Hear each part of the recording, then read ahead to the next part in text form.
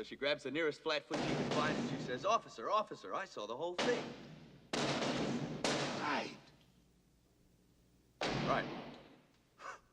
Ah, that's pretty fucking thin. That's very thin. What the hell thin's my middle name? Yeah, your wife's cooking. I'm not surprised. What? Nothing.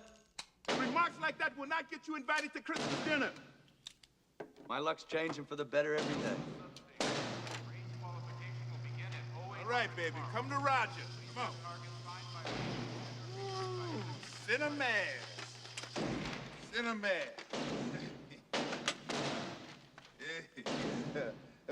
Read 'em and weep.